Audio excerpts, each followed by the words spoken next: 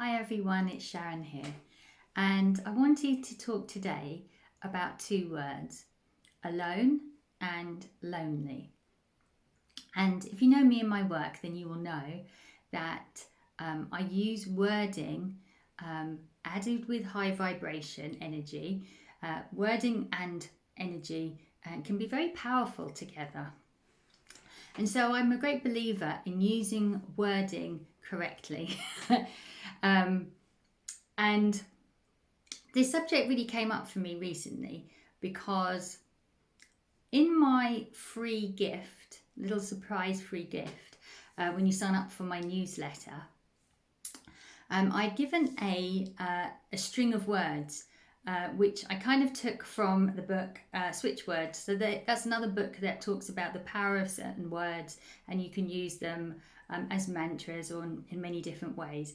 And in my free video gift that I gave for subscribing to my newsletter, I did a word chain for health. And the chain is alone, change, I can never remember it, cancel B.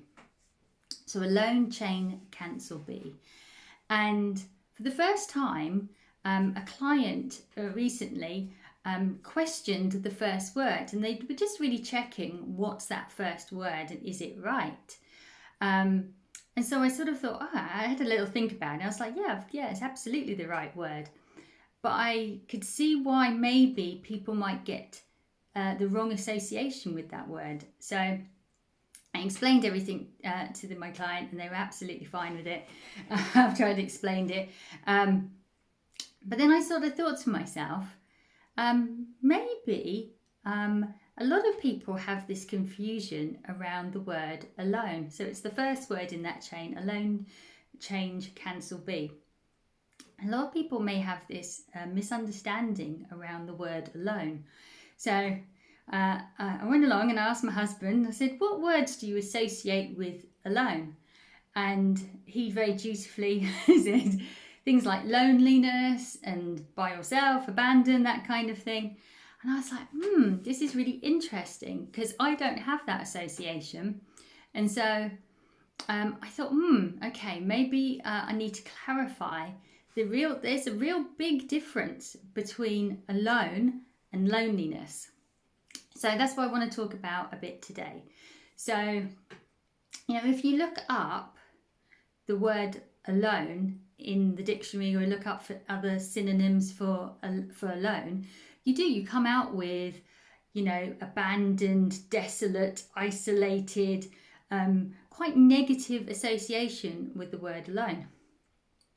But it's just really not true. And I think this is, again, one of these times where not only language, but sometimes also societal kind of conditioning really prevents us or acts as a bit of a barrier to spiritual growth.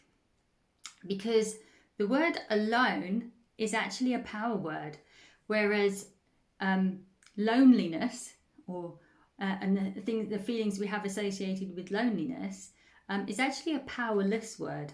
So you'll see I often refer to this book, and he's got lots of books. He's no longer with us, but he's got lots of books, David R. Hawkins. And Power versus Force, there's always a map of consciousness in all of his books because this is a really good referencing that you can have. So when we think of loneliness, we tend to think sort of at this lower end of the consciousness scale. And at the end of the consciousness scale is grief, apathy, guilt, shame, that kind of thing. And at the top, we have, in terms of high consciousness and in terms of power, we have love, joy, and peace. So love, joy, and peace are the highest levels of consciousness. After that, we reach enlightenment. And at the bottom, we have shame, guilt, and grief, and that kind of thing, and anger. So loneliness, or things we associate with loneliness, not alone, is really in the lower power states, whereas alone is in the high power states. And I'm going to explain why. So when we think of loneliness, we often think in terms of our small self, our I self, the personality. But when we think of alone, it's actually with the capital I and our higher self. So I'm going to go through this in a little bit more detail. So alone is actually associated with, in spiritual terms, the idea that, or not even the idea, the recognition that I alone exist. I, presence, consciousness, awareness, God, whatever you want to name it, I alone exist, capital I alone exist. And there's no such thing as separation. I am not a separate being from the universe. I am part of the universe, and therefore I can never be separated from it. And I can never be separated. I am part of a whole. I am part of the beautiful whole universe. I am an expression of the universe. I am not different or separate to it. And therefore, that's where the concept of oneness comes from, that we are all one. We're all in this together. We are just expressions of the whole.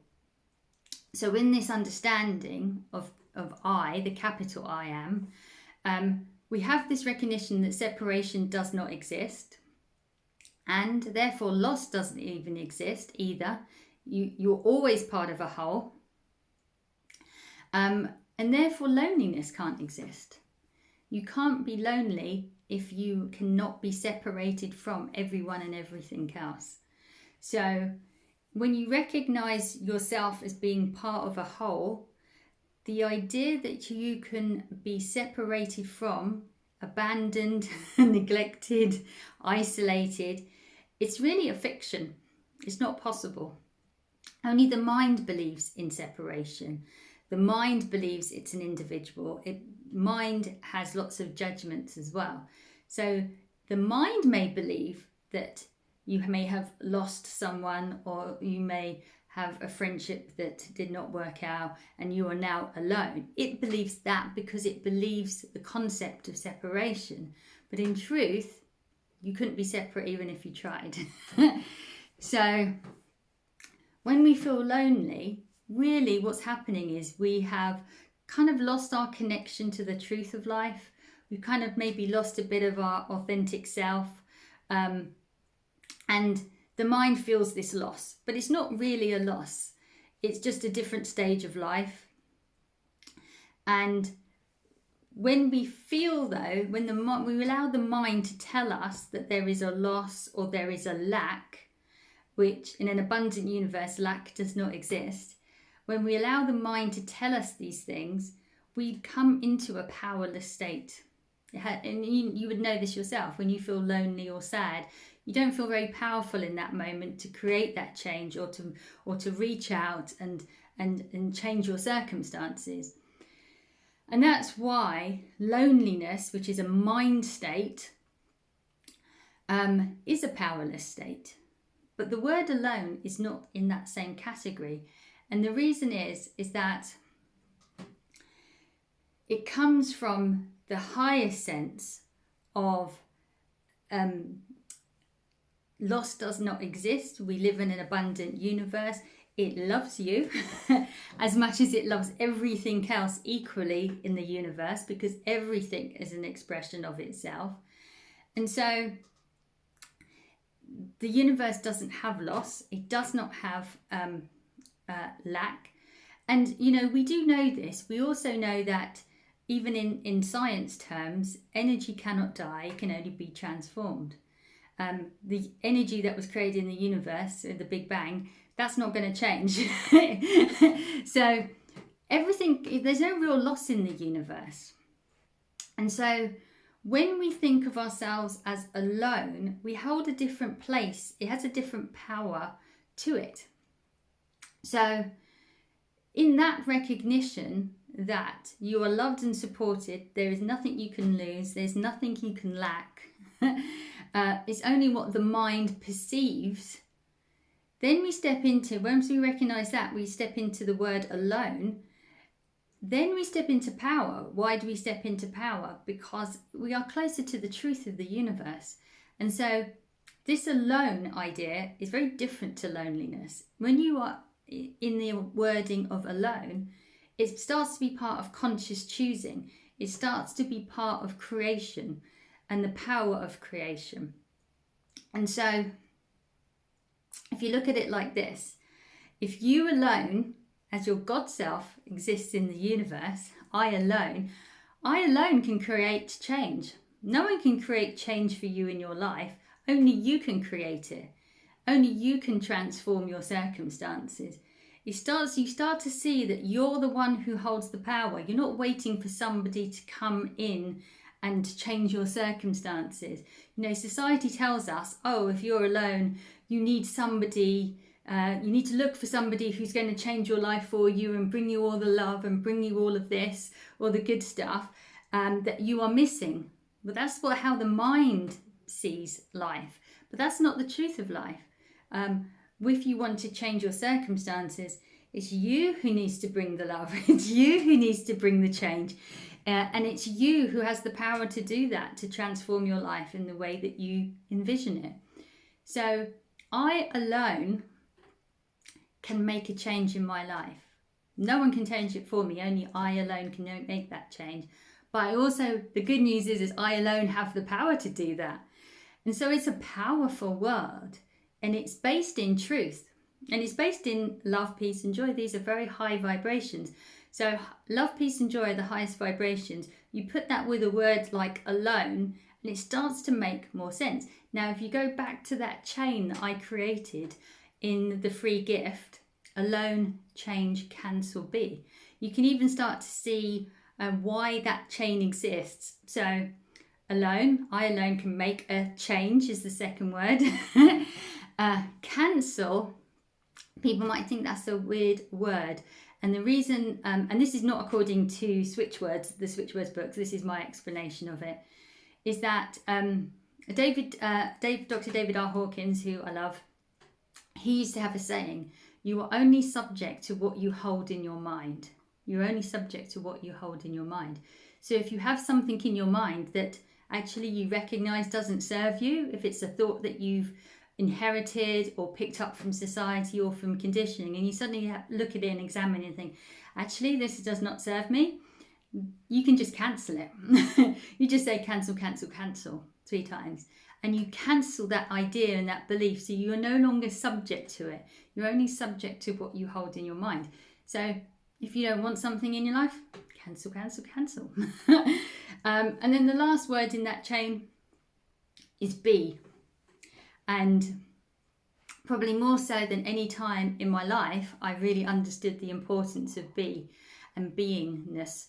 And especially when it comes to health, is that when you stop doing stuff and you sit and just rest in your being, you're resting in your true nature. And in your true nature, you are whole. You're not lacking again. You're not lacking. You're not missing anything. You're not broken. Nothing's wrong with you. And you can sit in your true perfection of being. And you just be who you are. So the chain now hopefully does make a little bit more sense for those of you who've had that free gift that came with the newsletter sign up. But I just wanted to sort of go through the understanding of being alone and loneliness. And really, this is what I was sort of alluding to earlier, is that words that we use have power or are more powerless. And so if we're going to choose words to describe ourselves and our state of being, or even what we want in life, the words that we choose actually are really important, because some hold power and some sort of drift you back into victimhood or a feeling of powerlessness. And when we feel powerless, we don't feel able to make change that we desperately need. So choosing power words, or choosing words that are more aligned to the truth of life, you might say, oh, what's in a word? Well, actually, they can be really, really powerful to actually use those words and use that as part of our intentions as well. So, one of those words in that chain being be or beingness has become really important to me. And I really realized, you know, if you look back into something, if you look back into kind of spiritual life, you know, we think of those who are sort of spiritual and go monks. They go to a monastery. They take themselves out of life to sort of get away from the distractions of all this doingness, and they, you know, the idea is that so they can concentrate on the beingness. You know, the Buddha sat underneath a Bodhi tree. Did he sit with people? No, he sat alone. And that aloneness has power in it. And yet our society constantly tells us that being alone is bad, being alone is scary, being alone is wrong. We need to always have other people, otherwise it reflects on us in some way. And these are not really true. Being alone can be a very powerful state.